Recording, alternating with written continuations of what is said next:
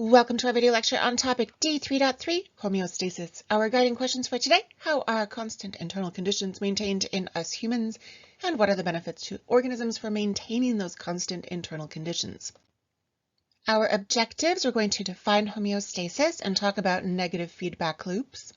We're going to look specifically at the regulation of blood glucose levels, talk about type 1 and type 2 diabetes when that regulation goes awry. And then we're going to look at thermoregulation as another example of homeostasis. So this idea of homeostasis is all about maintaining internal conditions at a constant and stable level. We often maintain homeostasis through some negative feedback loops. We have some stimulus. We sense the stimulus is too high or too low. Our control centers send out stimuli to the effectors, and that's going to change whatever that level is. For example, let's say that we've got a little bit of a high temperature. Our bodies get a little bit too warm. We have some receptors in our skin and in the hypothalamus that are going to notice that the temperature is too high. The hypothalamus is going to send out some signals to tell parts of our body to change. For example, we might activate some sweat glands. Sweat is going to release water. That water evaporates off our skin and cools us off, and our body temperature goes back down. So we have this lovely, if things get too high, we do things to get them to go back down. If they get too low, we do things to pull them back up. And we just maintain that nice middle level through these negative feedback loops. Examples of conditions that we maintain: body temperature we just talked about, this and blood glucose concentrations, osmotic concentrations, this is all about water. These are more of endocrine regulation systems. pH of the blood we talked about a couple lectures ago. This is more of a nervous system control. So nervous system and endocrine systems work together to help us maintain homeostasis. Let's review pH of the blood and how the nervous system, the brain, helps us maintain a stable pH, which is just above a 7. Remember from a couple lectures ago that we talked about the medulla oblongata. It has some chemoreceptors that notice the pH of the blood. When we are very active, our CO2 levels increase because we're doing more aerobic respiration. Our mitochondria are pumping out more CO2 because they're making more ATP. That addition of CO2 causes the blood to become a little bit more acidic, which causes the pH to go down. When the medulla notices that the pH is falling in the blood, it sends signals to the muscles of the rib cage, our intercostal muscles and the diaphragm, and that's going to cause us to breathe faster so that we can get that CO2 out a little bit more quickly. If you want to review that, look for lectures B3.1 on gas exchange and C3.1 integration of body systems. The rest of this lecture is going to be focused on regulation of blood glucose levels and then thermoregulation. Glucose is a sugar. It's a simple carbohydrate. When we eat foods high in carbs or high in just straight up sugar, we have an increase in blood glucose levels. We digest those carbs. The circulatory system absorbs the glucose from the small intestine, and then we've got all this glucose in our blood. When glucose levels are very high, maybe I just ate some cake, our chemoreceptors are going to notice this. The pancreas is going to release insulin. Insulin is a peptide hormone. The insulin is going to lead to the uptake of the glucose from the blood. We're going to send it into muscle cells and liver cells. The increase in glucose in the liver and the muscle is going to stimulate the formation of glycogen in, again, the liver and the muscle cells. That glycogen will be stored until perhaps one day we have some low blood glucose. And at that point, that pancreas is going to stimulate, instead of insulin release, now we're going to have the kind of opposite hormone, glucagon. Glucagon is going to be released by the pancreas. That's going to lead to the breakdown of the glycogen back into glucose, and then we'll have more glucose in the bloodstream so that we can make the ATP that we need. We have a couple different kinds of cells in the pancreas that make this happen. The glucagon is produced by alpha cells of the pancreas. The insulin is produced by beta cells of the pancreas. What's kind of nice, because G comes before I and A comes before B, you can remember glucagon is alpha and insulin is beta. All the pancreas, but alpha cells of the pancreas, beta cells of the pancreas. This graph, super nice, looking at that regulation of blood glucose levels between insulin and glucagon. So here, when our blood glucose is a little bit lower, glucagon is a little bit higher. Insulin is quite low.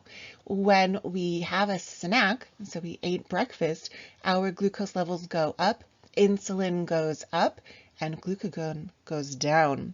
And then, of course, when we start to feel a little bit hungry, as our glucose levels are falling, insulin will also fall. Glucagon is going up, but then we eat some more food that causes glucose levels to rise. Glucagon goes down, insulin goes up. And so we can regulate blood glucose levels by adding more glucagon when glucose is low, adding more insulin when glucose is high. This lovely negative feedback loop. And let's review super quick some topics. C2.1, chemical signaling. The GLUT4 transporter is how we actually get that glucose out of the blood and then into those muscle and liver cells. So here's that insulin released by the beta cells of the pancreas. Oh, that was not a good beta. Beta cells of the pancreas released when blood glucose levels are high. That insulin is going to bind to the insulin receptors. Insulin is the ligand. Here's our receptor. This receptor is associated with tyrosine kinase. This guy is going to get phosphorylated. It is then going to phosphorylate something else and something else. That's our beautiful signal transduction pathway. The result of this signal transduction pathway is the translation of more GLUT4 transporter proteins. These GLUT4 transporter proteins are inserted into the membranes of the muscle cells and the liver cells, and then we're going to have some lovely facilitated diffusion of all that glucose that was in the blood. Glucose in the blood is going to diffuse into the muscle cells, into the liver cells, and then we're going to turn on those enzymes that convert the glucose into glycogen. And then again, we'll just store that glycogen in the liver, in the muscle until we need it. Sometimes, though, that negative feedback loop goes awry, and this can result in hyperglycemia. The glycemia part is glucose and hyper is high. High blood glucose levels all the time. This can lead to diabetes. We have a couple different kinds of diabetes, type 1 and type 2. We're going to look at both of them. But first, let's review what's supposed to happen, normal physiology. When we've got glucose in the blood, our beta cells of the pancreas are going to make insulin. Insulin's going to bind to the receptor. We have ligand receptor interaction that's going to activate signal transduction pathway. Our GLUT4 transporters pull the glucose out of the blood into the muscle and liver cells. We convert it into glycogen. All is good. What happens in type 1 diabetes, which we sometimes also refer to as early onset or insulin-dependent diabetes, is we're not making insulin. So there was some destruction of the beta cells of the pancreas, perhaps an autoimmune disorder or response, and our beta cells are just not functioning. And so we eat the glucose, we had a cookie or whatever, but our pancreas is not making insulin. There's no ligand binding to the receptor, so there's no signal transduction pathway. There's no transport of the glucose into muscle and liver cells, so the blood glucose levels remain high. How we treat this is with insulin injections. People with type 1 diabetes will monitor their blood sugar levels and then inject the correct amount of insulin to regulate that amount of glucose. That's very different from type 2 diabetes.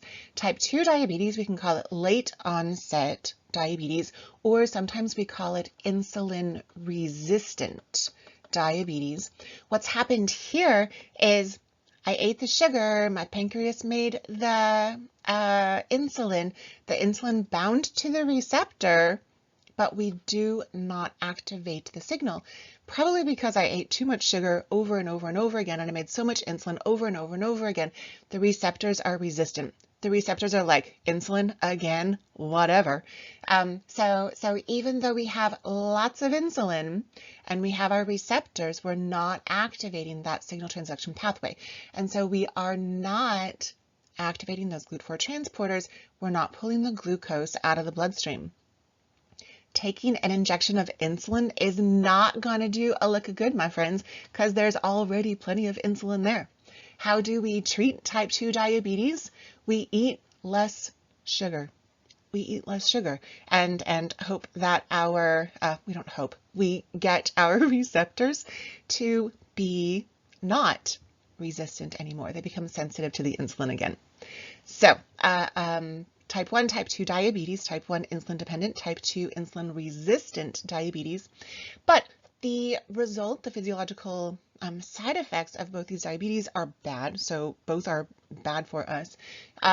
Could lead to both type 1 and type 2 diabetes, damage to the retina of the eyes and subsequent blindness. We could also have some kidney failure due to diabetes.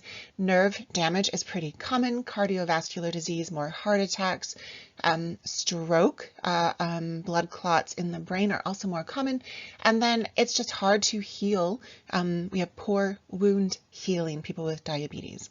And a lot of that is due to our bloodstream being hypertonic. We don't want hypertonic, we like isotonic. And we're going to put away glucose regulation and talk for the rest of this lecture about thermoregulation, or maintaining internal body temperatures. Mammals and birds are all considered endotherms. We work pretty hard to maintain this nice internal body temperature.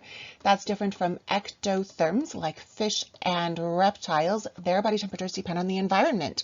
As the environment warms up, so do they. For us, the environment warms up, we stay pretty consistent. Of course, there are some limitations to that. We can't stay warm at very cold temperatures for very long, and it's hard for us to regulate at really high temperatures. Heat stroke is a thing. There is an advantage to being an ectotherm. They do not need to eat nearly as much food as do we endotherms, because they're not using energy to maintain that internal body temperature. So if you've got pet snakes or turtles, you know that they don't eat nearly as much in the winter as they do through the summer, unless you have them under a nice warm heat lamp.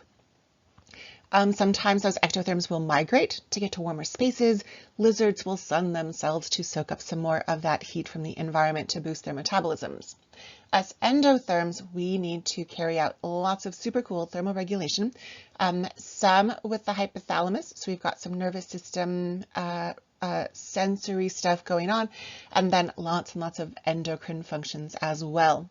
So thermoregulation is going to depend on these thermoreceptors in the skin and then in the hypothalamus. We are trying to maintain, as humans, human body temperature, normal body temperature is 37 Celsius. Memorize that number. Memorize in Celsius, because metric is better, my friends. 37 Celsius is our human body temperature, normal human body temperature. Receptors in the skin and in the brain are going to notice skin temperature and then blood temperature. When we go above 37 degrees Celsius, we have a couple ways to respond. One is by opening up the arterioles, the baby arteries in the skin. We call this vasodilation. That's going to open up the arteries, the arterioles in the skin. That means more blood flow at the surface of the body. Heat in the blood can dissipate into the environment. That's going to cool us off. We're also going to activate some sweat glands. Water sitting on the skin will evaporate.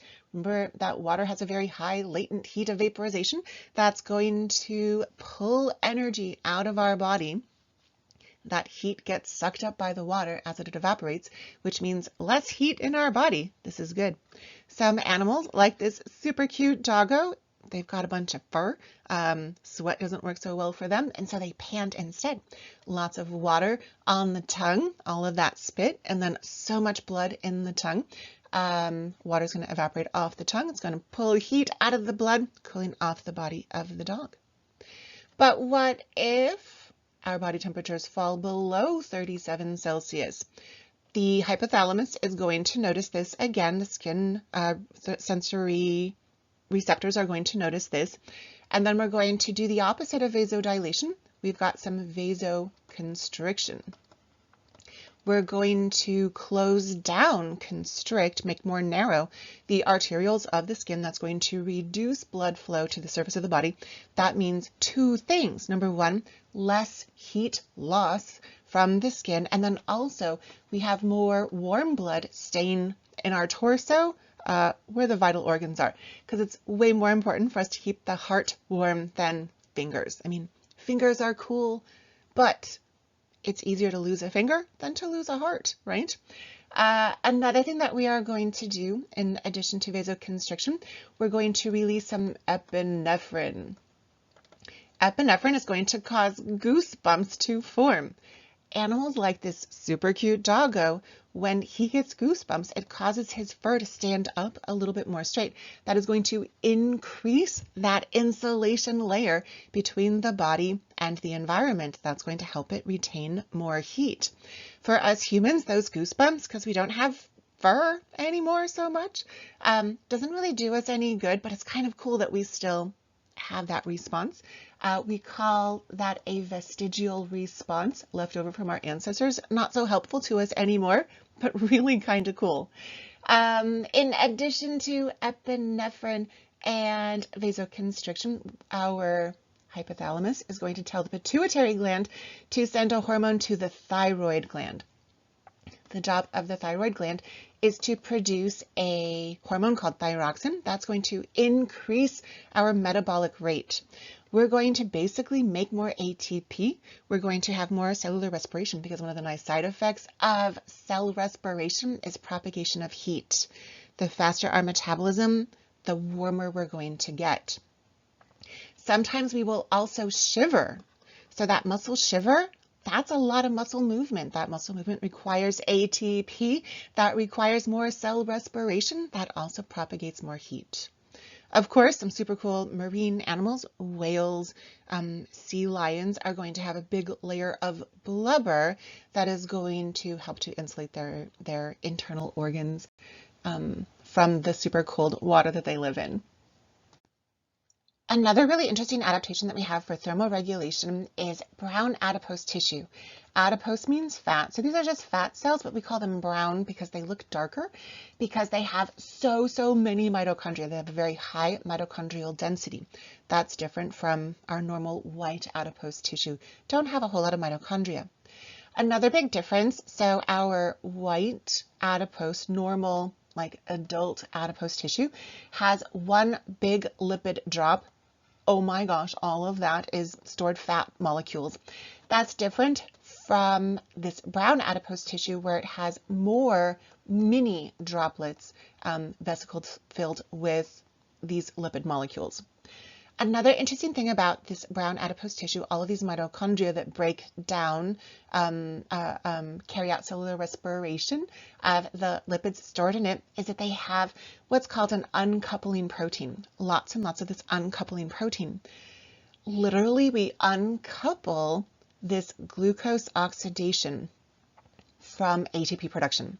So in brown adipose tissue, we're burning the lipids, we're burning the fat, we're breaking down glucose, but we're not using it to make ATP. We're just doing it to make heat. So babies have this beautiful brown adipose tissue. They break it down when they're cold, and it doesn't make ATP because they don't need all that extra ATP. That would be too much ATP for them. Instead, it just releases heat so they can get warm.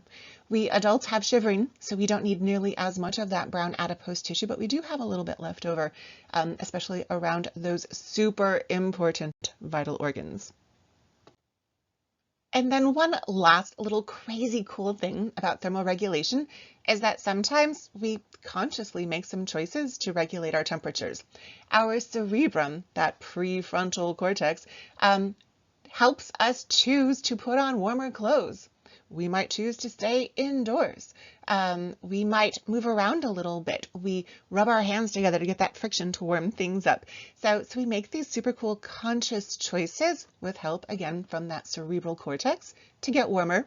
Of course, we do the opposite when it's too hot. We seek out shade or air conditioning. We might do some less exercise. We'll drink lots of cold water.